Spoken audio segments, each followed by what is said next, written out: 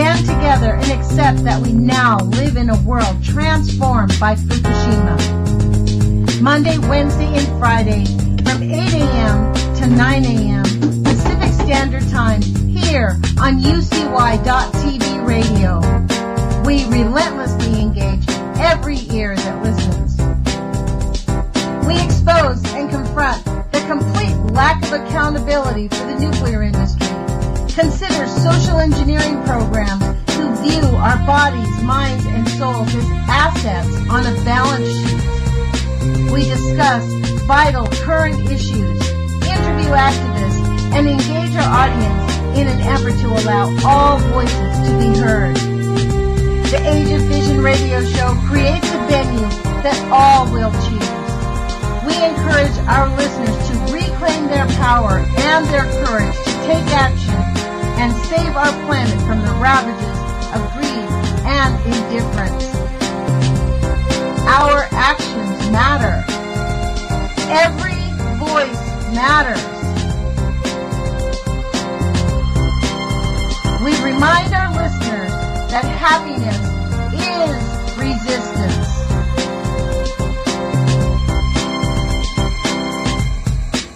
Love is greater than fear.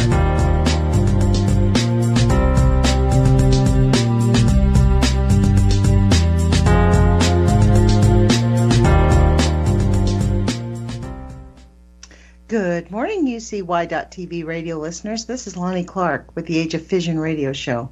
Thank you for joining us today. It's 8 o'clock in the morning on November 20th, 2017. I want to thank you for joining us, and I want to thank our FM affiliate here in Eugene, KEPW, for carrying our show. Our show airs live on Mondays at midnight and Tuesdays and Thursdays at 10 p.m. on their station, kepw.org. And, of course, you can always find our podcasts on YouTube on UCY TV. So thanks for joining us. We really appreciate it. Please remember to share our station. Tell your friends and family that they can come get a rational conversation about the issues that are literally affecting every second of our day. So thanks for joining us. Today we have with us a friend of our show, Heidi Lambert, director of No Nukes Northwest. She's a teacher, a mom, an advocate for life, and I really appreciate her coming here with us. Thank you, Heidi, for joining us. Thank you, Lonnie, for having me. It's really awesome. Today I have to admit I'm a little nervous today because the subject that we want to talk about, it makes me nervous. But I want to talk about it. So right, that's what I'm about to say. You pick the topic, so we could switch if you don't want to talk about it. But no, I do. I think that mental illness, and I use the word mental injury, is very valid for Hanford area, and I do think that there's a lot of stigmas involved with it, and I think that people don't like to talk about it. And me being one of them myself, but I find that more that I do talk about it, the more I understand it myself, and it seems that the more other people understand it. And so to me, that's just like the best way to deal with the stigmas of mental illness and the stigmas of nuclear fallout and radiation exposure. So let's bring this a little bit. You and I had this conversation before, but let's bring our listeners in on this part. How do you frame mental illness linked into with your growing up around Hanford? Because that is your background. You grew up around Hanford. You lived in Hanford most of your life, and your dad worked for Hanford. He was a scientist and basically went crazy there from the pressure of the Manhattan Project and all the secrecies, I think. So why don't you give us some background on why this is a topic that's directly linked to your discussion about Hanford? So Hanford is the largest and oldest nuclear waste site in the U.S., I think even in the northern hemisphere. But it is really based out of a town which they call the Tri-Cities, which is also has names, which is Richland, Pasco, and Kennewick, Washington. And you'll find it in the southern part of the state, and that's where my mom and dad were from. And so they grew up there, and they were born during the Green Run, which is in the 50s when Hanford actually released radiation knowingly to see where it went. So there was a lot of fallout and controversy over how people were exposed, because Hanford said it was perfectly safe, but lots of people have died from cancer since then, so people started questioning that the safety of that practice. But my dad was raised on a farm there, and he went to Vietnam. And when he came back from Vietnam, he got a job as a weapons designer or a nuclear engineer at Hanford. And he met my mom and married my mom, and so that's how I was raised, to be raised there in a little town called West Richland, and it's maybe 10 miles from the gates of Hanford, and I don't know how far downwind, like a bird's fly, maybe like 7 miles from CGS. But just to give you some context of how close this all is, but I like to use the names because when you say Hanford, it's so ambiguous as to where that really is. But anyway, so my dad maybe had... And by the way, CGS is Columbia Generating Station, right? Thank you. Yeah, I try not to use acronyms and try to use the words, so help me so I keep doing that.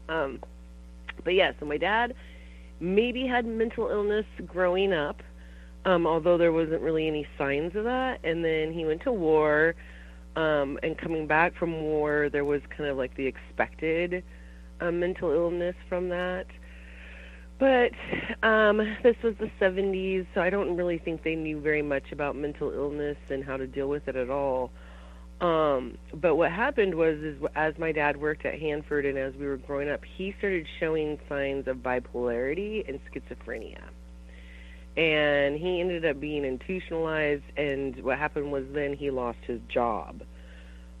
He still had clearance, and he's like really high clearance, and he could still work for the nuclear industry, but he couldn't work for Hanford. And when I say that, I mean whoever was contracting.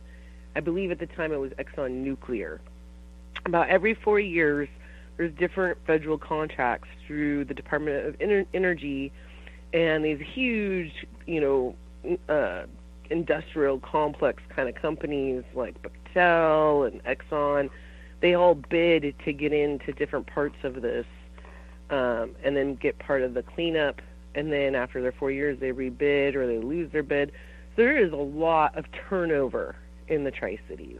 And most of the families don't plan to live there forever. They plan on being there for a short term, but then they plan on moving to a different site in, say, Idaho, or I think the other site was in Tennessee, the one on the East Coast, and there's New Mexico. So it's kind of migratory families that move around. There isn't any,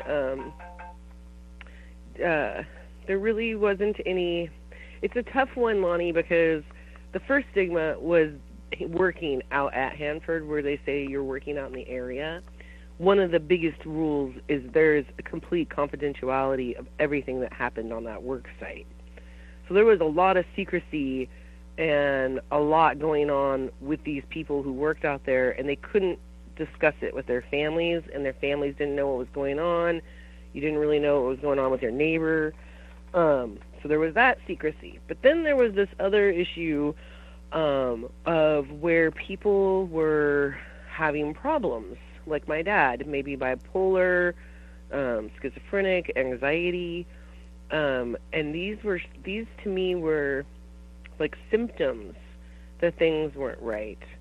And that's why I use the word mental injury. I think that people have mental injuries where they could heal them, but rather than focus on healing their mental injury, they were told that they had a disease and that they were sick forever.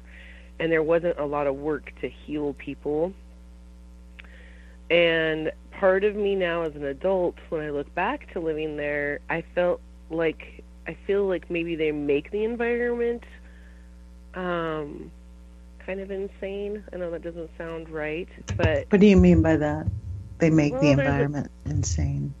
I know, that's a weird thing to say, but it's like the only people who are really doing well there are the people who are getting paid a lot of money to work there, and then they're leaving. So the people who are staying there feel stuck.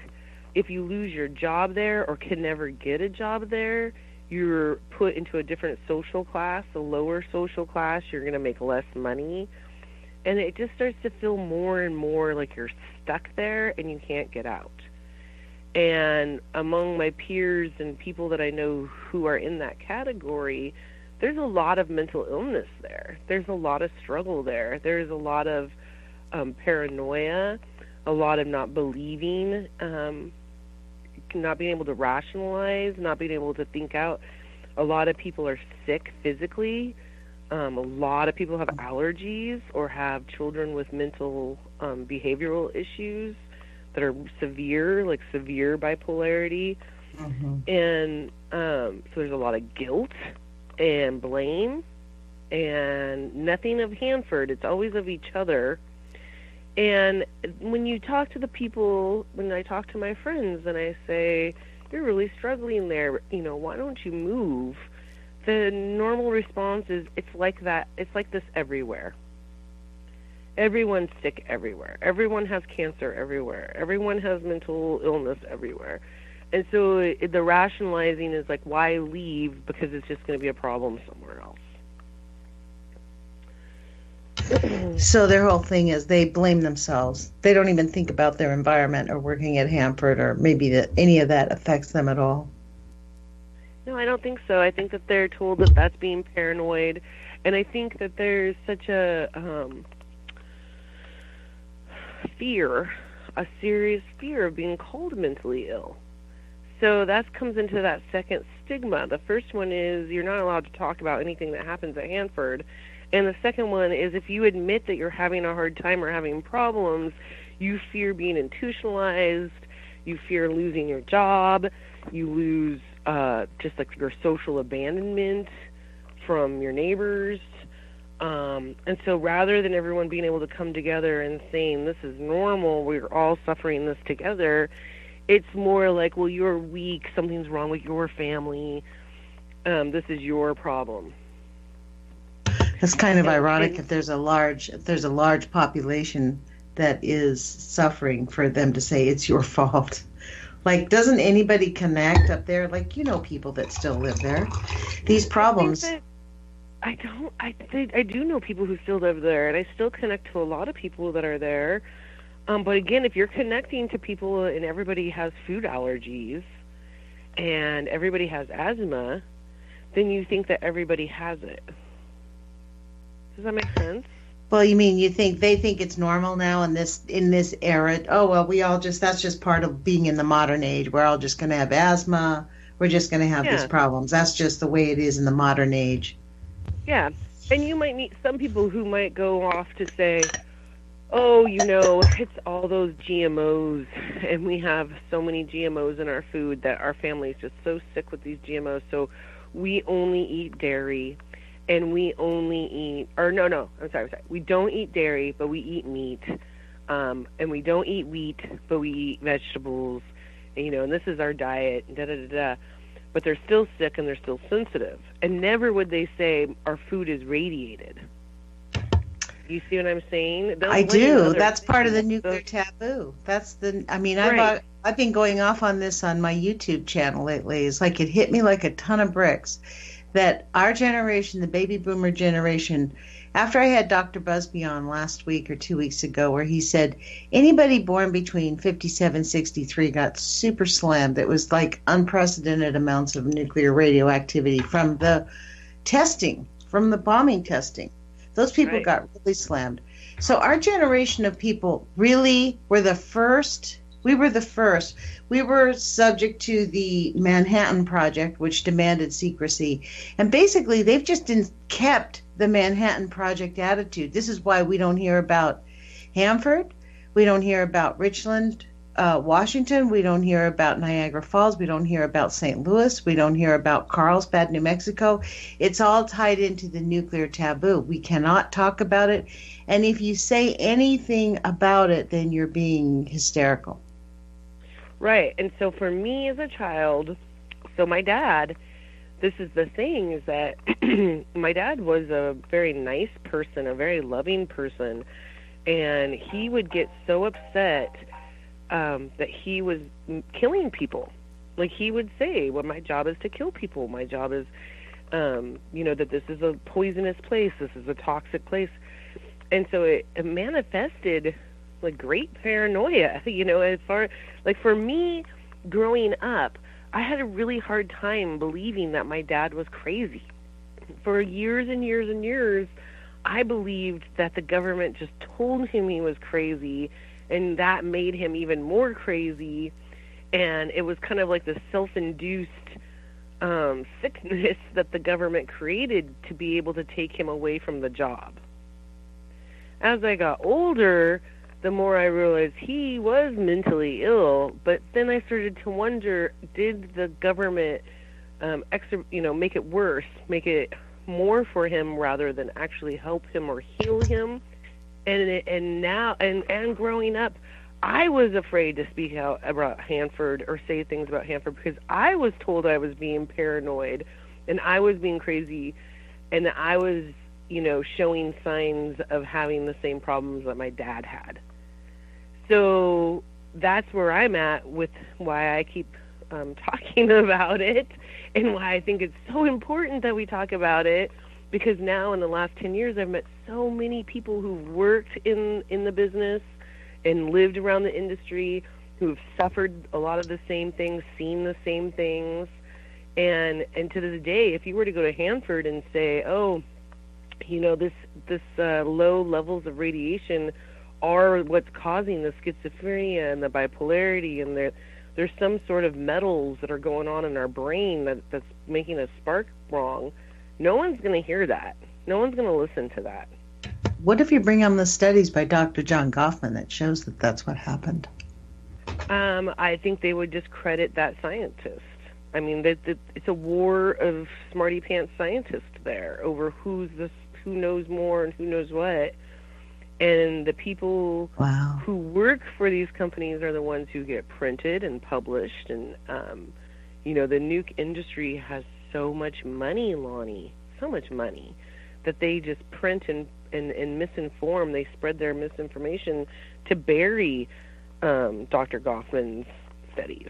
And they get buried, just like Caldecott. I'd never even heard of Caldecott until, 4 or 5 years ago after I had left Eastern Washington. You'd never even heard of Dr. Caldecott? Nope, not at all. When you're in that culture, you feel like there is no protesters. You feel like there's nobody against it. Wow. It's because there's no talking for or against it, and the culture is that it's, now I feel like the culture there is more dangerous than ever, quite honestly, because when I grew up, it was still post-war, and as I was having my own family there, it was very pro-energy, and then I started to see it go into being medicine, and nuke energy and nuke sciences were medicine, and now, if you go there, everyone's working on the cleanup. So they're very righteous, they're very needed, their positions are very,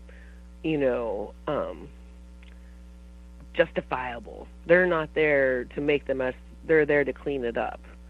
Never mind that we're going to be there cleaning it up for tens of thousands of years, and never mind the fact that we're still making it.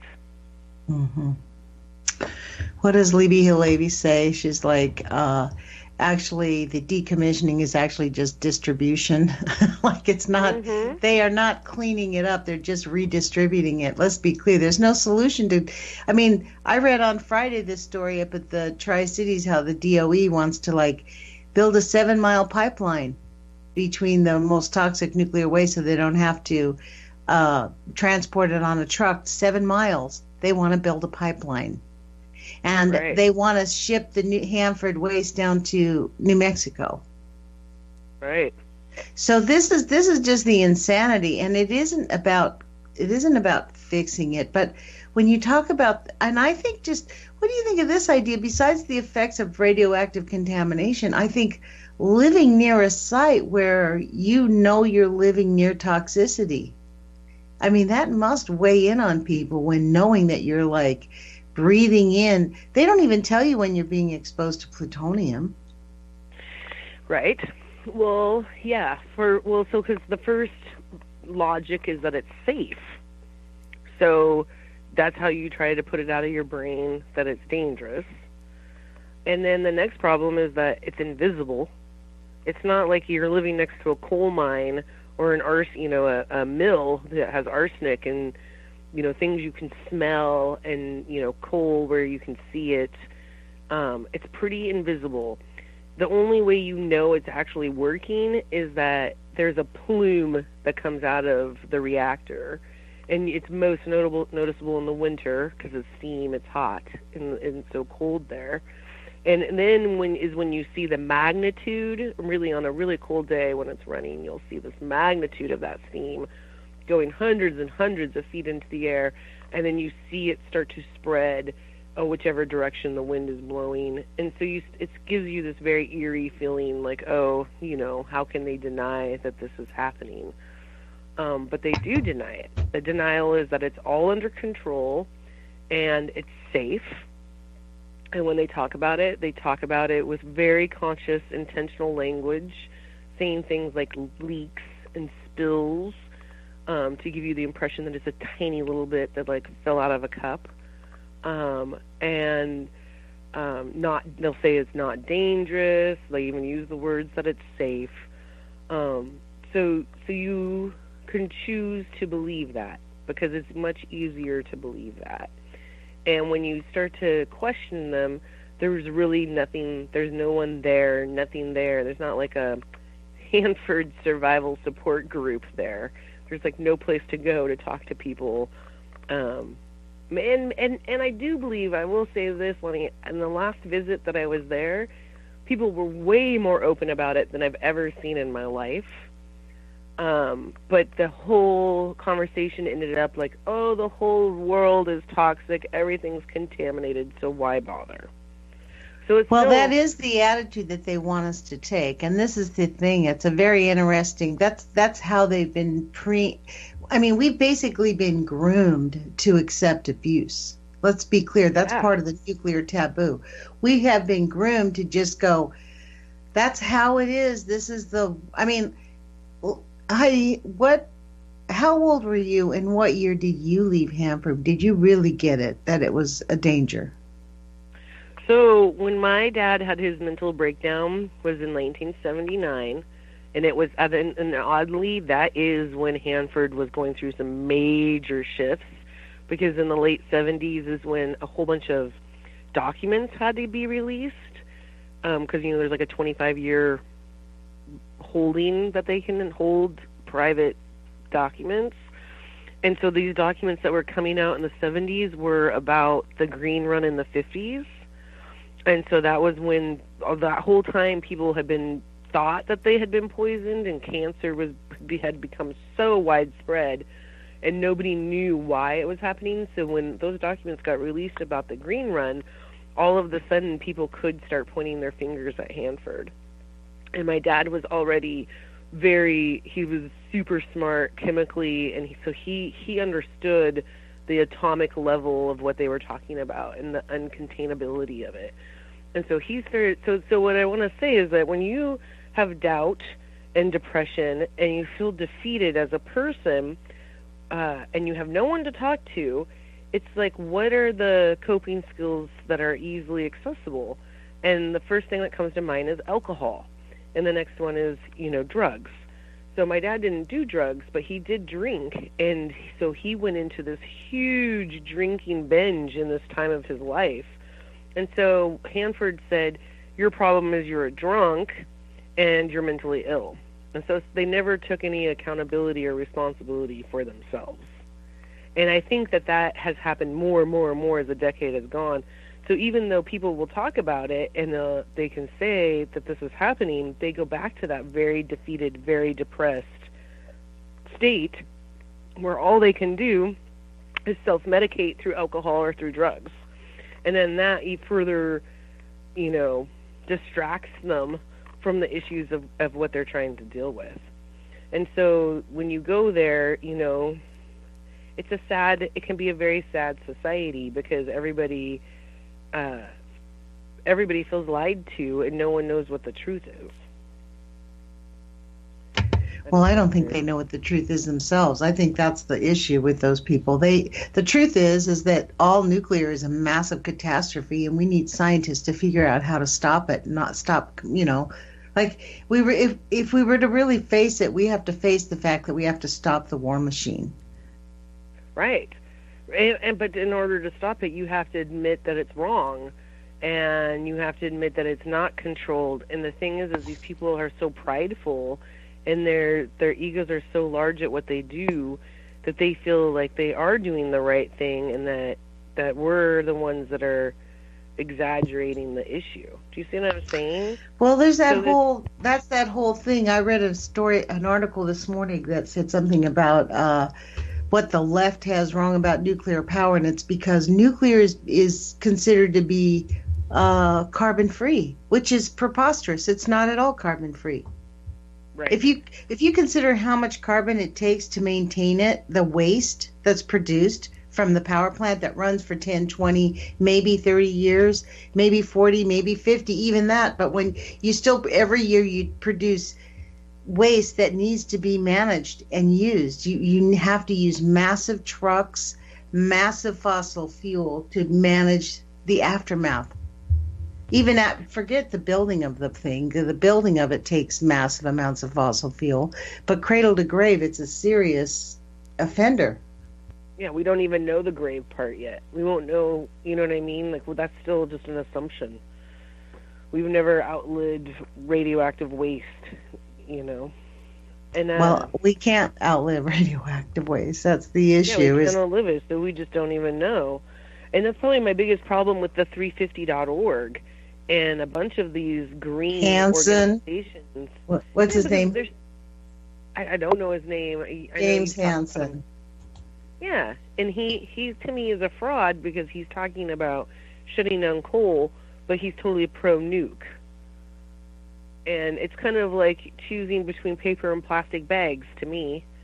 At least with the coal, I mean, either both. Both of them are just bad. It's just bad. Let's get really clear.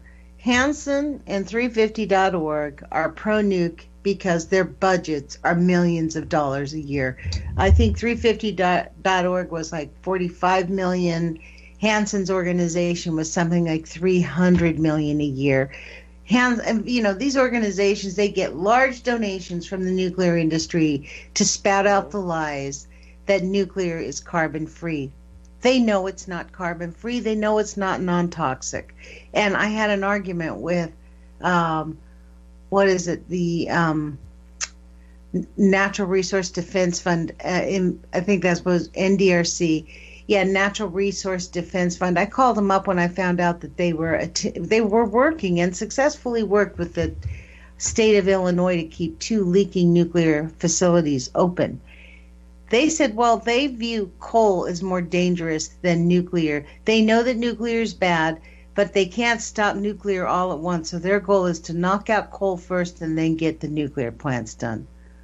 I'm like, that's ridiculous. That's a completely insane attitude to have because you're pouring one set of toxins on the planet in lieu of another.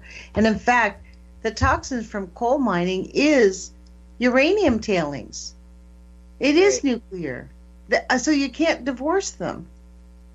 And so the true solution would be to use less and to make and to be more innovative in using things to provide light and heat that don't take so much power.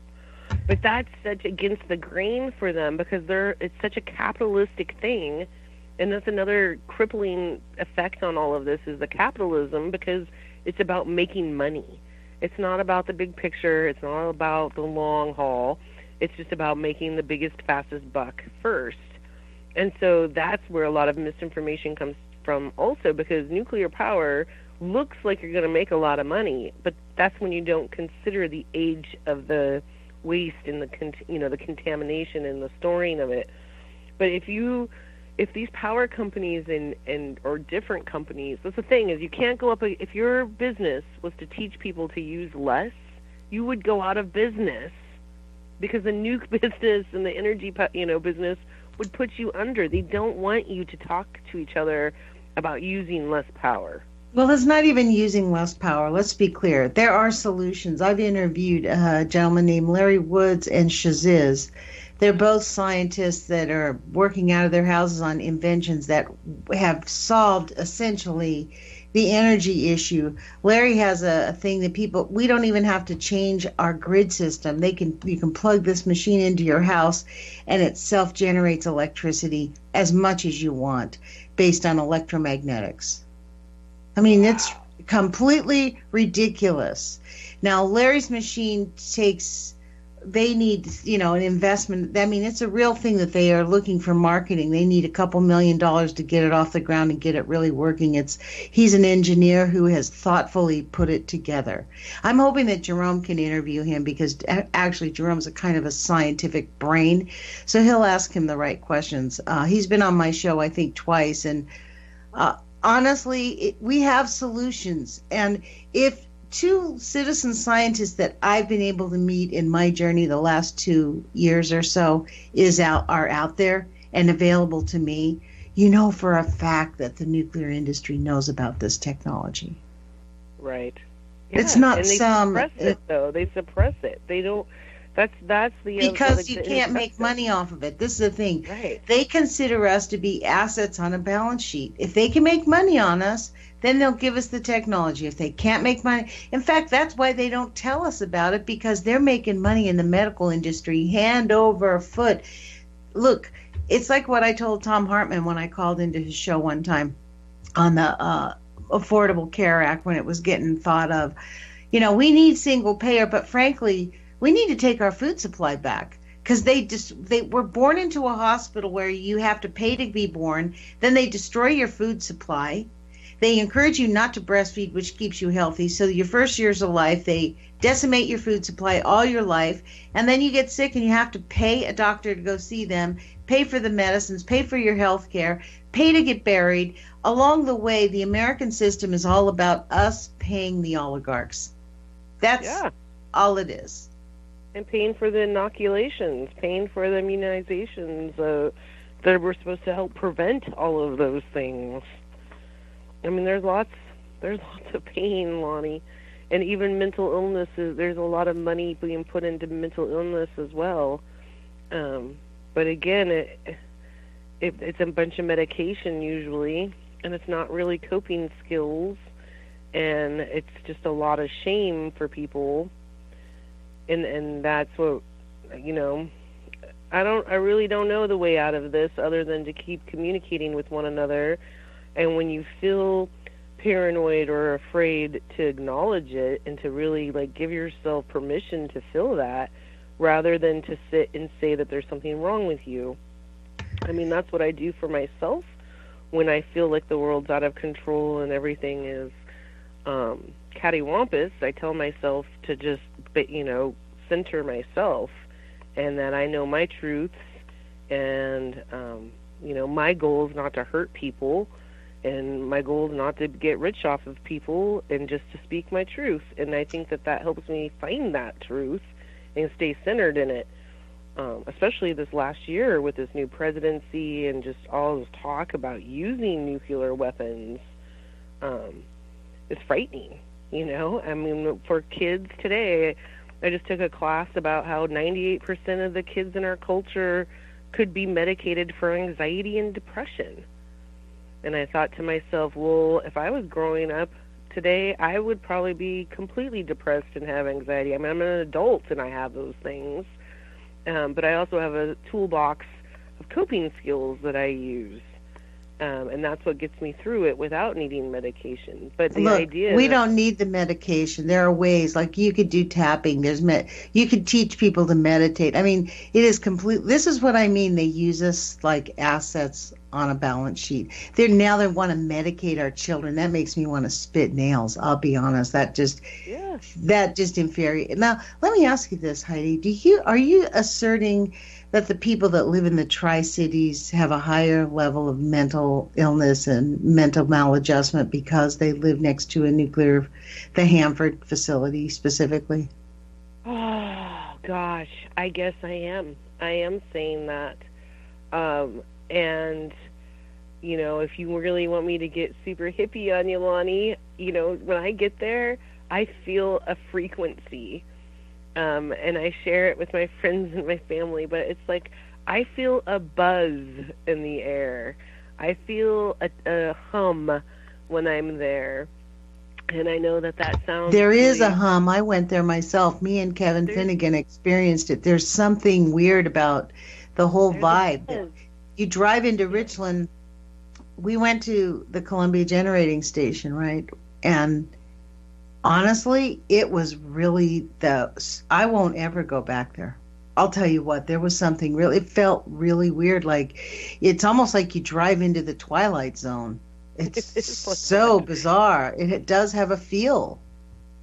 Yeah, it has a feel and it has a buzz. And, for me now, it's really hard, Lonnie, because it's my homeland, and that's where I have memories of growing up, and I've lost my mom and dad now. They both have passed. And so when I go there, I've lost a lot of people, quite honestly, not just the two of them.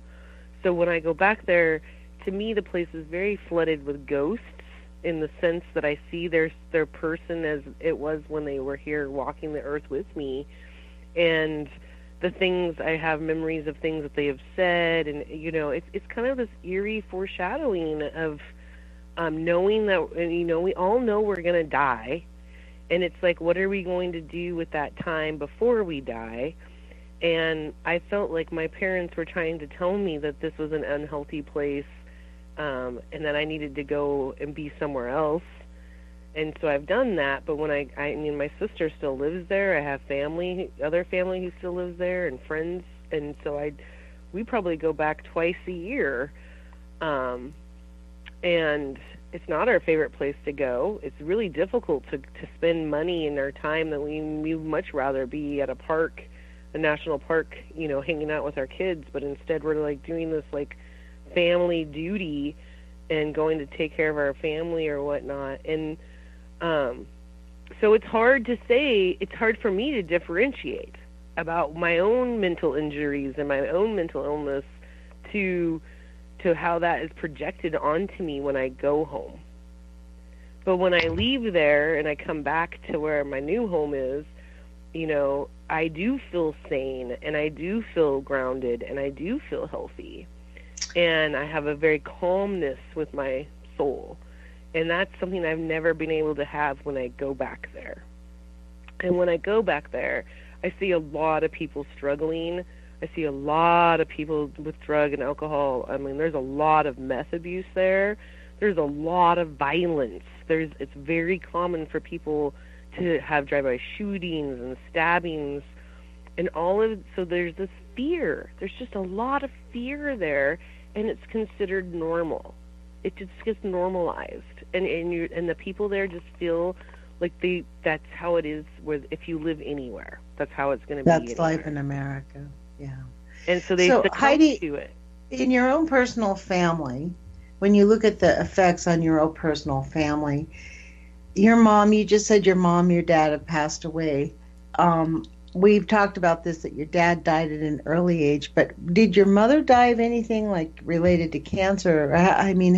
How in your own family, have you had personal family members who you believe have been affected by this radioactivity and have had illnesses or deaths? Oh yeah. Several people have died of cancer. My dad died of liver failure, so he's a tough one. But he did have several cancers. But he I guess you could say he survived the cancers to die of liver failure. But the liver also could have been affected through the chemos and the radiation. So I try not to blame anything with, I don't hold my dad so much accountable for his own death. Does that make sense? It is easier for some people to say, oh, well, your dad was a drunk his whole life, so he must have died from drinking. I think it was a lot bigger than that. And my mom, she died of ALS. And I'll tell you, Lonnie, one time I was very, very privileged to meet Dr. Helen Caldicott. and I want to say it was in 2012. It was like 3 years after my mom had died.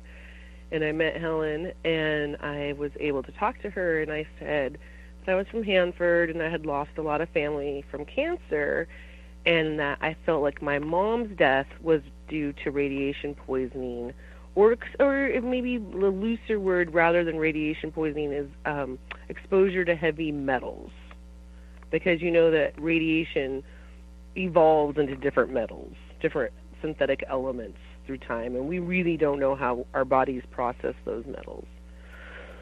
But Dr. Caldecott said, oh, you know, that has nothing to do with Hanford. ALS is just something that has started becoming on the radar, and, you know, I don't think that had anything to do with radiation.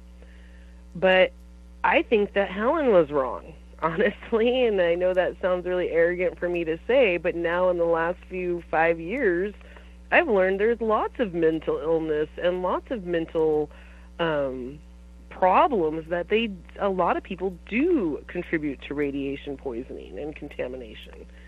So, but I think that she was just so pushed by cancer. Cancer was her effect that she really, you know, was tied into and claiming, which of course is true, but I think that there are a lot more illnesses, and like another one is asthma.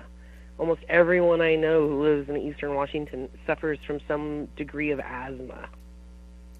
You know, so I think that there are, and the thing is not only is there the problems of direct exposure, but then there's my generation who's been directly, or, you know, our generation who has been exposed, who go on to have their own children, and we have no idea what effects on those children are genetically, or the generations after them.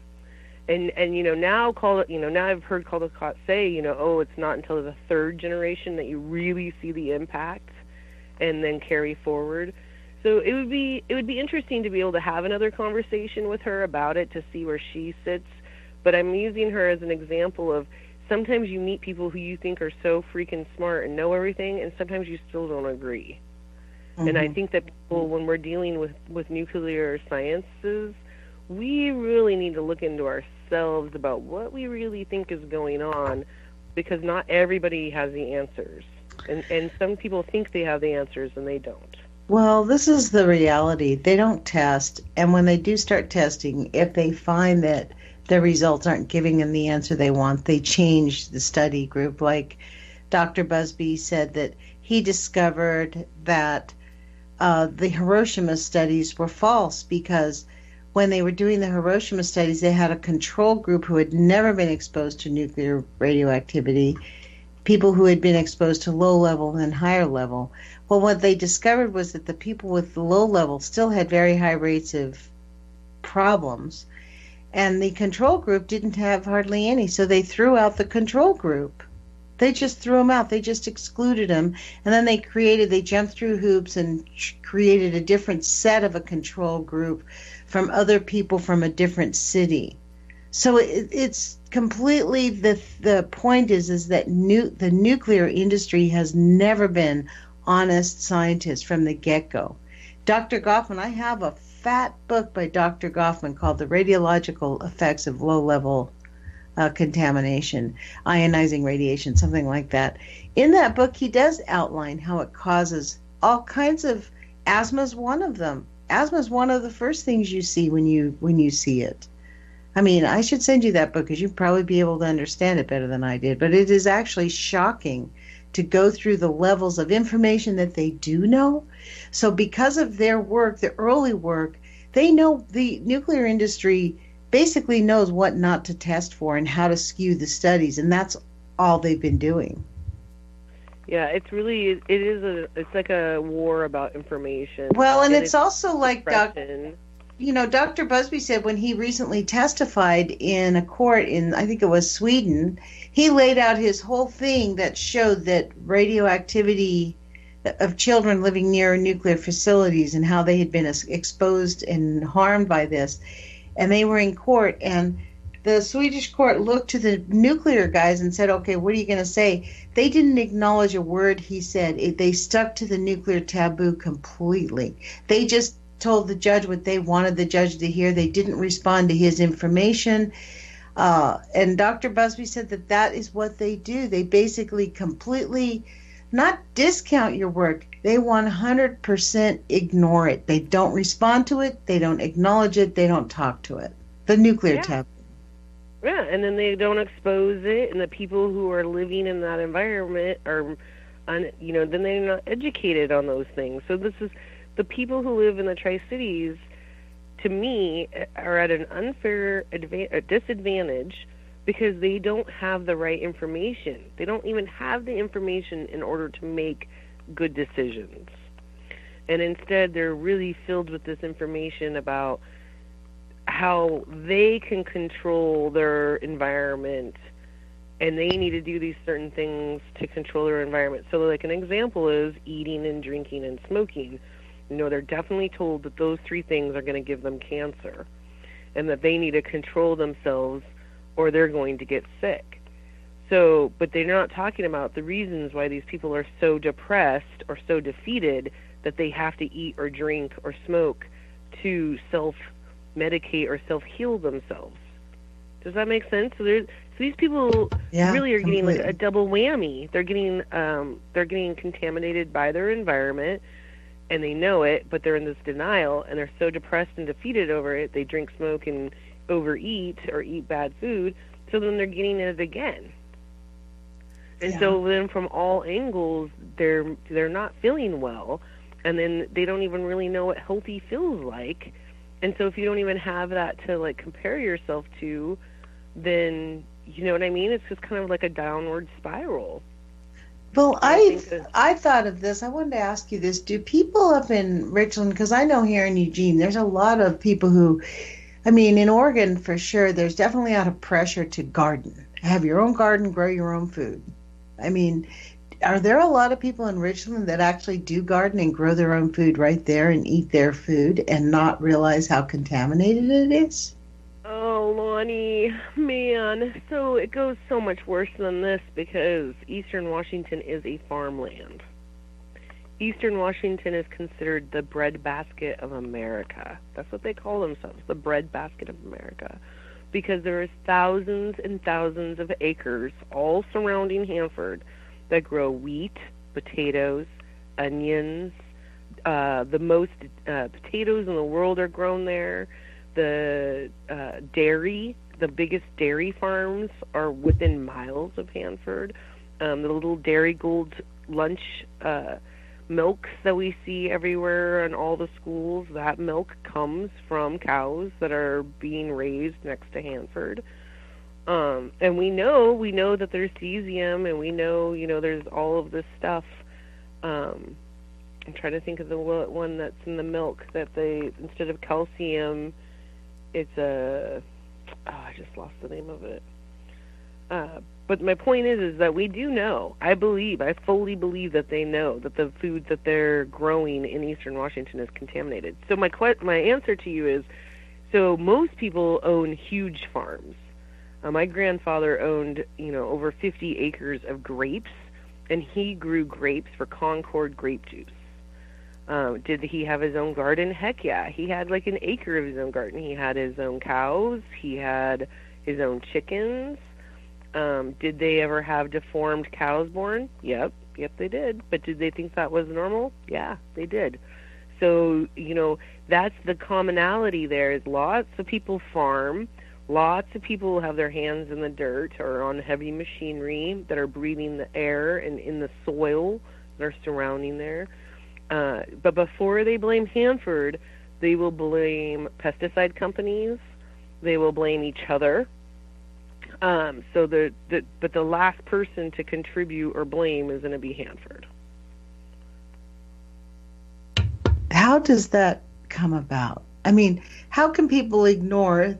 They see it written in print in newspapers. Hanford is the most toxic nuclear dump site prior to Fukushima on the entire planet.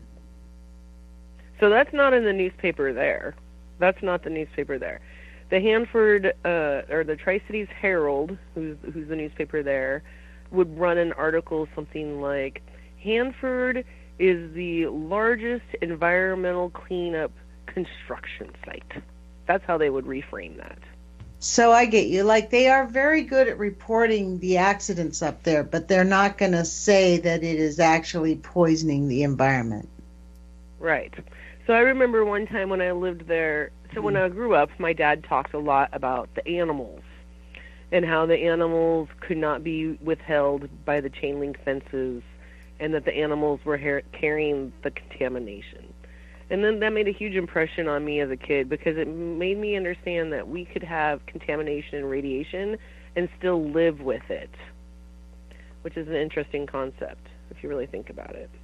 And we see that a lot in the animals now. Well, we actually do. That's exactly our state of being right this second, isn't it?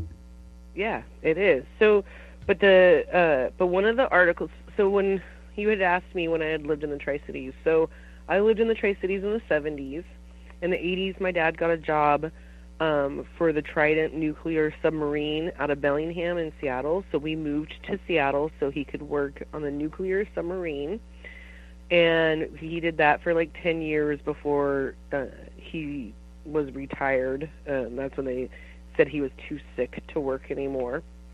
And in 2004, my mom and dad had my husband and I move back. There was an opportunity for us to move back and help with the farm and take care of family and be close while we were raising our kids. So my husband was from West Virginia, so he thought that this was a great deal. He didn't really understand nuclear power because he only knew coal and mining.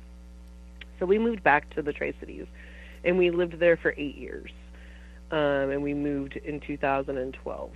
And so in that 2000 time was when I was back as an adult and could start to, I was reading the paper every day. I was seeing how they were reporting things. And so what one of these reports was that they had found radioactive rabbit droppings outside of the Hanford Gate. But then the article assures you that they found the rabbit, and so everything's fine now. But it doesn't go on to tell you that we're talking like 60 years of this industrial complex being in this desert. So how many more rabbits do you think got out? Probably all the rabbits are radioactive. Like, they just found a rabbit and it was radioactive. And they're like, oh yeah, we found the rabbit. Yeah. And then think about all the animals that eat rabbits. You know, because you could have all your owls, your hawks, your cougar, wolves. You know, the whole food chain of that was what really made an impression on me, was that you have ants and grasshoppers and bumblebees that are exposed to these cooling waters and are exposed to these leaks and are exposed to the fire. I mean, they're exposed to all of it. And then all of the things that eat them, and then what we eat. So that's where this is why people don't want to talk about it. Let's be clear. Don't want to talk about it. Because it's like, really, when we realize that this is what I mean. My biggest thing lately is about the nuclear taboo. This is what you and I are doing. We're breaking the nuclear taboo. And in fact, that's what forces people to close their ears, because they've just been trained to, like, we're not listening to it. We're not going to hear it. We're not going to talk about it. Because the situation, if people really understood how grave it is, we would have billions of people in the street. Yeah, and we would shut these reactors down. The reactors don't make that much power, Lonnie. We don't need them. Well, not only that, they're failures. Like, they break, they leak. You know, they really are known to contaminate. I mean, there is nothing good about a nuclear facility. Right, but because of the taboo, no one can talk about it. So instead, they're happy they're getting paid $100,000 a year. They're living in a 4,000 square foot house, and if they tried to move anywhere else in this housing shortage, you know, they'd have to downsize into a 1,500 square foot house. So they want to keep their good job, their big house, their brand new car. And for what? So that they can make this money working at this job that they know isn't safe, but they're told it's safe. So they're just going to choose to believe it because it's way easier to believe it than to change their lives. Or to speak out and demand the lives, truth. If they change their lives, more likely than not, their family is going to say to you, "You're being crazy. Why are you being so crazy?" And that's where we come into that second stigma. The first stigma is about the taboo of speaking about nukes. The second one is about mental disease, uneasement, injury. And that's where I'm at with the Tri-Cities, is that people are so filled with self-doubt and defeat that they can't even pull themselves out. Well, that's how a lot of Americans feel in lots of places. But I think especially I have seen that to be true in cities where they know there's nuclear contamination, like Carlsbad, New Mexico, St. Louis, Niagara Falls, same thing. It's kind of a common theme that goes along with it, is you just get that. But that is what happens when you become abused. I mean, I've said this before, that Americans are like battered wives, right? But it's really prevalent around areas where there is a nuclear.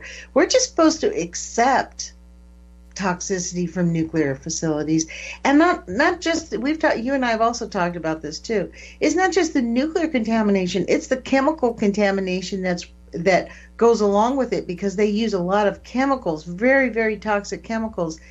To do the nuke industry requires a lot of toxic, highly toxic chemicals. Yeah. Yeah, and again, we don't know much about it. It's a pretty new science. So in the 50s, they thought, oh, well, this just looks like a bunch of salt. This is just some weird salt that has come as a byproduct. So maybe we should use this somehow to get rid of this. How can we use this? And then before we know it, they call it fluoride. And they start putting fluoride into things. Or there's lots and lots of byproducts of the nuclear Wait a industry. minute. Are you telling me that fluoride comes from the nuclear industry? Yeah, totally. There is natural fluoride, but there is synthetic, and the synthetic is what we see so much of.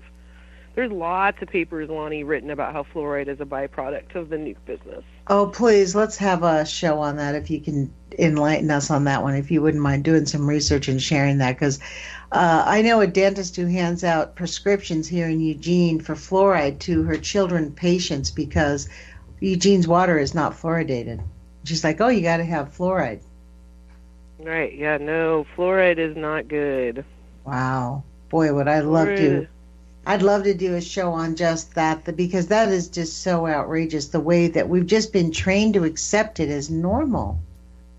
It's I don't know, like I said, it makes me want to spit nails. But Heidi, I really thank you for joining us. We have about a minute left. I do encourage people to go to No Nukes Northwest. You have to go nonukesnw.org and take a look at their website and see what's going on over there, because they have I know that the next year they're going to be doing some actions that are going to hopefully move and stir the Northwest into waking up about we can take action.